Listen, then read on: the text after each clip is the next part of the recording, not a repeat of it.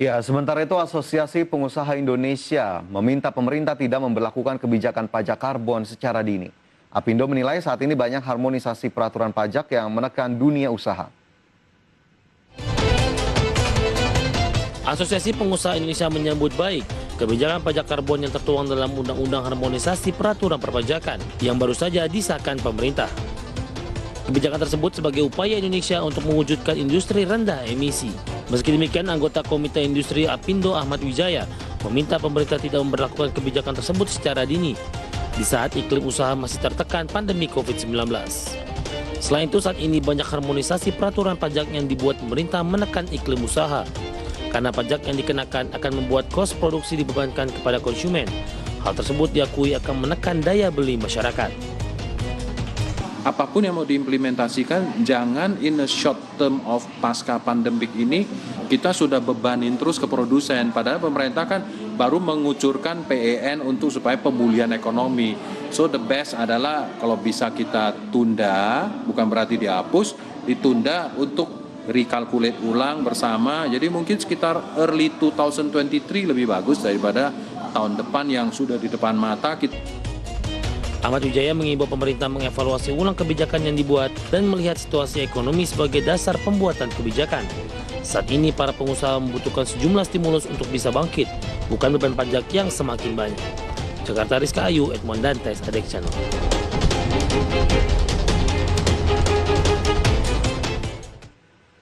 Ya, Oke. ini terkait dengan pajak karbon ya, Mangi. Tadi informasinya sudah kita sampaikan. Ada juga komentar dari pengamat perpajakan. Seberapa besar sih sebetulnya potensi penerimaan negara dari pajak karbon yang akan diterapkan pada 2022 mendatang? Meskipun sepertinya masih perlu sosialisasi lebih lanjut nih, Mangi, ya, pajak karbon. Sepertinya juga mungkin seperti saya, teman-teman di luar sana masih belum begitu paham bagaimana kemudian mekanisme pungutan dari pajak karbon, dan pajak karbon ini sendiri saja seperti apa masih belum jelas begitu ya, bahan bakar apa yang dikenakan pajak karbon, kadarnya seberapa besar, meskipun tadi tarifnya sudah disebutkan Rp30 per kilogram. Meskipun untuk kali ini tarif dari pajak karbonnya sekitar Rp30 per kilogram, ini memang turun dari tarif sebelumnya, Fajar. Kalau sebelumnya itu sekitar Rp75 per kilogram, tapi memang seperti yang Fajar sudah sampaikan, mekanismenya seperti apa mungkin harus ada sosialisasi lebih lanjut ya. Jadi mungkin dari sisi pelaku usaha maupun masyarakat juga akan lebih paham nih sebenarnya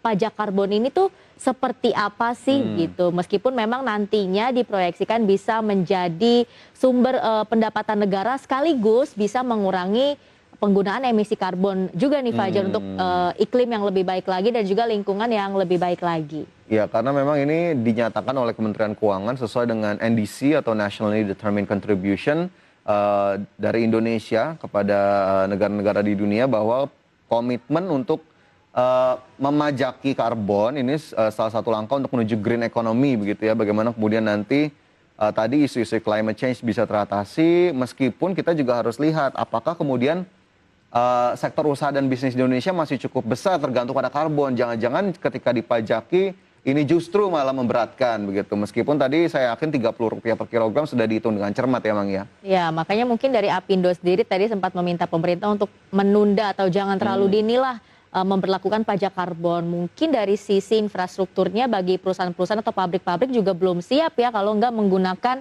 mungkin batu bara dan yang lainnya yang bisa menghasilkan karbon. Tapi semoga ini bisa jadi sesuatu yang baik ya ke depannya, Fajar, ya, dan juga bisa mengurangi penggunaan emisi karbon. Karena selain pandemi COVID-19, satu isu yang perlu diperhatikan adalah soal perubahan iklim ini, Fajar, yang nantinya juga akan berpengaruh ke segala hal. Oke.